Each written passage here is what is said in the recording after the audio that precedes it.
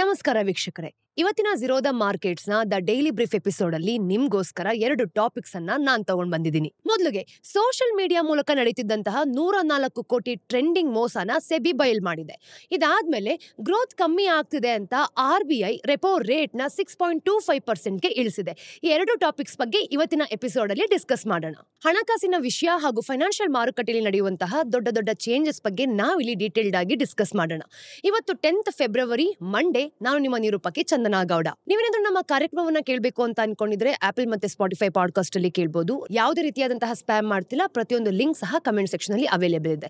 ಬನ್ನಿ ಇವತ್ತಿನ ಅಪ್ಡೇಟ್ಸ್ ಅನ್ನ ನೋಡ್ಕೊಂಡು ಬರೋಣ. ನಾವು ಕಳೆದ ವಾರ ಬಂದಂತಹ ಒಂದು ದೊಡ್ಡ ಸ್ಟೋರಿ ಬಗ್ಗೆ ಡೀಟೇಲ್ಡ್ ಆಗಿ ಮಾತಾಡೋಣ.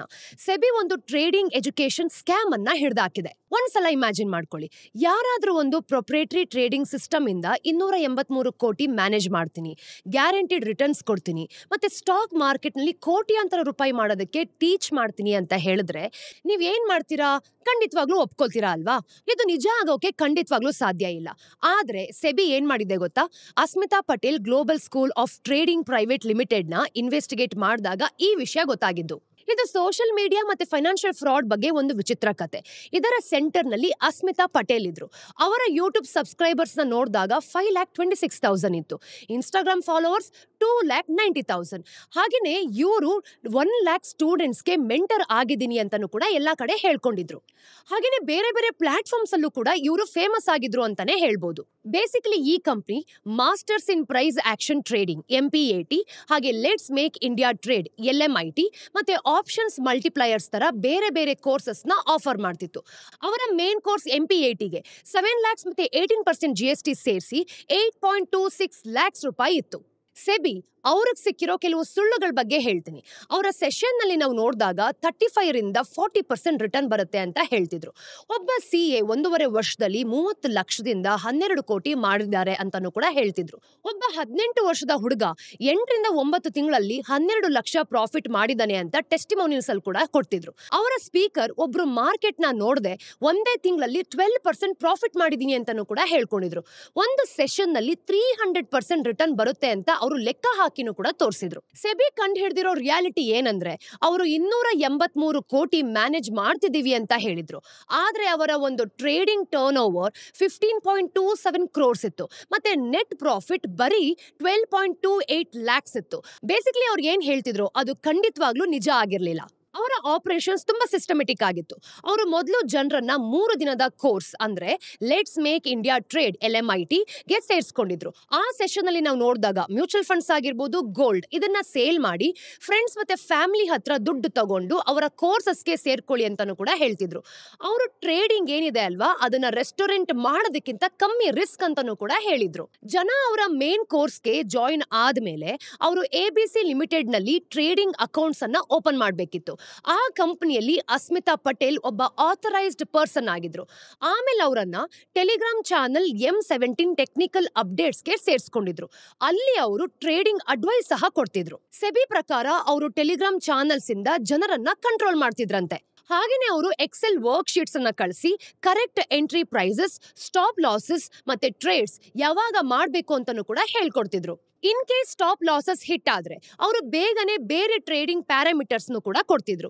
ಈ ಸಿಸ್ಟಮೆಟಿಕ್ ಅಪ್ರೋಚ್ ಇಂದ ಅವರು ಎಜುಕೇಶನ್ ಅಂತ ಹೇಳಿ ಅನ್ಆಥರೈಸ್ಡ್ ಇನ್ವೆಸ್ಟ್ಮೆಂಟ್ ಅಡ್ವೈಸರಿ ಸರ್ವಿಸ್ ಕೊಡ್ತಿದ್ರು ಅಂತಾನು ಕೂಡ ಗೊತ್ತಾಯ್ತು. ಹಾಗೇನೆ ಕೋರ್ಸ್ ಪಾರ್ಟಿಸಿಪೆಂಟ್ಸ್ ಯಾರೆಲ್ಲ ಇದ್ದಾರೆ ಅವರು ಆನ್ಲೈನ್ ಸೆಷನ್ ನಲ್ಲಿ ಮಾತಾಡಕ್ಕೆ ಬಿಡ್ತಿರ್ಲಿಲ್ಲ.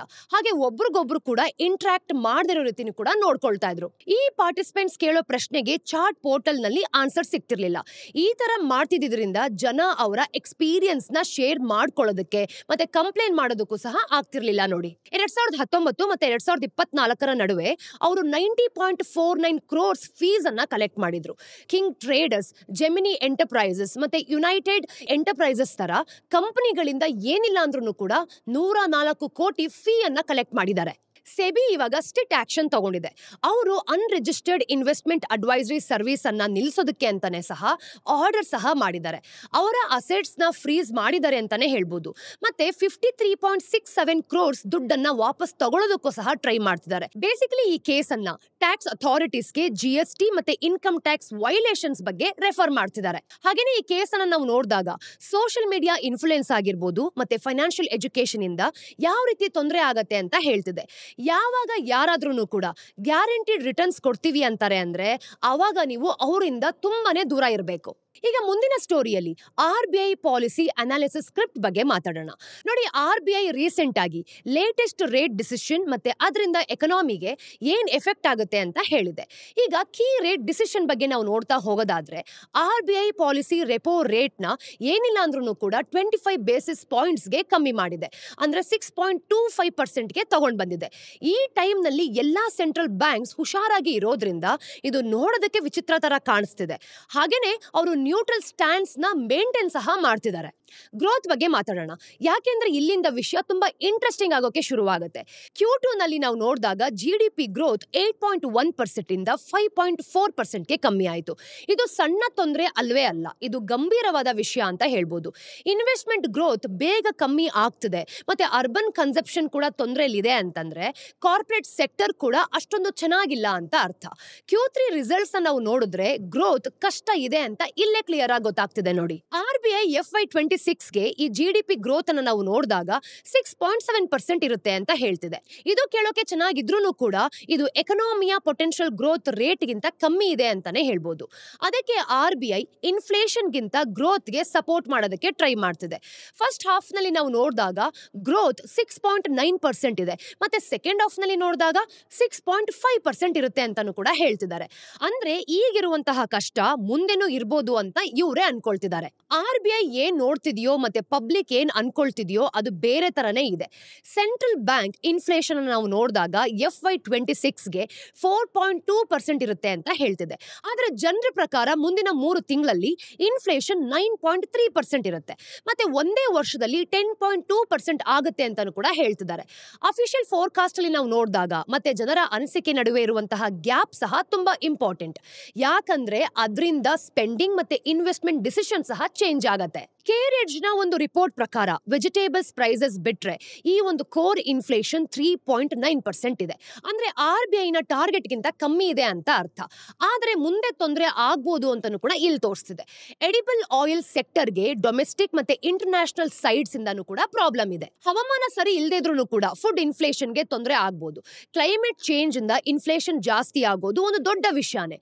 ಮತ್ತೆ RBI long term policy frame work ನಲ್ಲಿ ನಾವು ನೋಡಿದಾಗ ಇದನ್ನ ಖಂಡಿತವಾಗ್ಲೂ ತಗೋಬೇಕಾಗತ್ತೆ. ಎಕ್ಸ್ಟರ್ನಲ್ ಸೆಕ್ಟರ್ ಮತ್ತೆ ಗ್ಲೋಬಲ್ ಕಾಂಟೆಕ್ಸ್ಟ್ ಬಗ್ಗೆ ಮಾತಾಡೋದಾದ್ರೆ ಎಕ್ಸ್ಟರ್ನಲ್ ಸೆಕ್ಟರ್ ನಲ್ಲಿ ಪರಿಸ್ಥಿತಿ ತುಂಬಾ ಕಷ್ಟಕರವಾಗಿದೆ ಅಂತಾನೆ ಹೇಳ್ಬೋದು.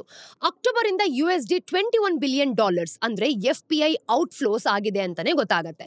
ಮತ್ತೆ ರುಪಿ ಡಾಲರ್ ಮುಂದೆ 3.2% ಡಿಪ್ರಿಶಿಯೇಟ್ ಆಗಿದೆ. ಆದ್ರೆ ಒಂದು ಗುಡ್ ನ್ಯೂಸ್ ಏನಂದ್ರೆ ಇಂಡಿಯಾದ ಫಂಡಮೆಂಟಲ್ಸ್ ತುಂಬಾ ಸ್ಟ್ರಾಂಗ್ ಆಗಿದೆ ಅಂತಾನೆ ಹೇಳ್ಬೋದು. ನಮ್ಮ ಫಾರೆಕ್ಸ್ ರಿಸರ್ವ್ಸ್ ನಾವು ನೋಡಿದಾಗ $630.6 ಬಿಲಿಯನ್ ಇದೆ. ಇದರಿಂದ 10 ತಿಂಗಳಿಗೆ ಇಂಪೋರ್ಟ್ ಮಾಡೋದಕ್ಕೆ ದುಡ್ಡಿದೆ ಅಂತ ಅರ್ಥ. ಹಾಗೇನೆ ಇಂಡಿಯಾದ ರೆಮಿಟೆನ್ಸಸ್ ಅನ್ನ ನಾವು ನೋಡಿದಾಗ ಜಗತ್ನಲ್ಲೇ ಮುಂದೆ ಇದೆ. $129.1 ಬಿಲಿಯನ್ ರಿಸೀವ್ ಮಾಡ್ಕೊಳ್ತಿದೆ ಗೊತ್ತಾ. ಮುಂದೆ ಏನಾಗುತ್ತೆ ಅಂತ ನೋಡಕ್ಕೆ ಇಂಟ್ರೆಸ್ಟಿಂಗ್ ಆಗಿದೆ. ಅನಲಿಸ್ಟ್ ಗಳ ಪ್ರಕಾರ FY26 ರಲ್ಲಿ ಏನಿಲ್ಲ ಅಂದ್ರೂ ಕೂಡ 25 to 50 basis points rate cut ಆಗ್ಬೋದು ಅಂತ ಹೇಳ್ತಿದ್ದಾರೆ. ಆದ್ರೆ ಅದು ಗ್ರೋತ್ ಮತ್ತೆ ಇನ್ಫ್ಲೇಷನ್ ಹೇಗ್ ಆಗುತ್ತೆ ಅನ್ನೋದ್ರ ಮೇಲೆ ಡಿಪೆಂಡ್ ಆಗಿರುತ್ತೆ. RBI ಮುಂದೆ ಏನ್ ಮಾಡುತ್ತೆ, ಹಾಗೆ ಅವರು ಯಾವ ರೀತಿ ಫ್ಲೆಕ್ಸಿಬಿಲಿಟಿನ ತೋರಿಸ್ತಾರೆ ಅನ್ನೋದ್ರ ಮೇಲೆ ಇದು ಕಂಪ್ಲೀಟ್ಲಿ ಡಿಪೆಂಡ್ ಆಗಿದೆ ಅಂತ ಹೇಳ್ಬೋದು. ಇವತ್ತಿಗೆ ಇಷ್ಟೇ ವಿಷಯಗಳು. ಈ ಬೆಳವಣಿಗೆಗಳ ಮೇಲೆ ನಾವು ಗಮನ ಇಟ್ಟಿರ್ತೀವಿ, ಮತ್ತೆ ಇದು ನಿಮ್ಮ ಇನ್ವೆಸ್ಟ್ಮೆಂಟ್ಸ್ ಮತ್ತೆ ಎಕನಾಮಿ ಮೇಲೆ ಏನ್ ಎಫೆಕ್ಟ್ ಮಾಡುತ್ತೆ ಅಂತಾನು ಕೂಡ ನೋಡ್ತೀವಿ. ಸ್ನೇಹಿತರೆ, ಇವತ್ತಿನ ಟಿಡ್ಬಿಟ್ಸ್ ಏನು ಅಂತ ನೋಡ್ಕೊಂಬರೋಣ. ನಂಬರ್ 1, ಇಂಡಿಯಾದ ಆಟೋಮೊಬೈಲ್ ರಿಟೇಲ್ ಸೆಕ್ಟರ್ ಜನವರಿ 2025ರಲ್ಲಿ 6.6% ಜಾಸ್ತಿ ಆಗಿದೆ. ಜನವರಿ 2024 ನಲ್ಲಿ 2.15 ಮಿಲಿಯನ್ ಯೂನಿಟ್ ಸೇಲ್ ಆಗಿತ್ತು. ಈ ವರ್ಷ ನಾವು ನೋಡಿದಾಗ 2.29 ಮಿಲಿಯನ್ ಯೂನಿಟ್ ಸೇಲ್ ಆಗಿದೆ. ಮತ್ತೆ ಡಿಸೆಂಬರ್ 2024 ಇಂದ 30% ಜಾಸ್ತಿ ಆಗಿದೆ.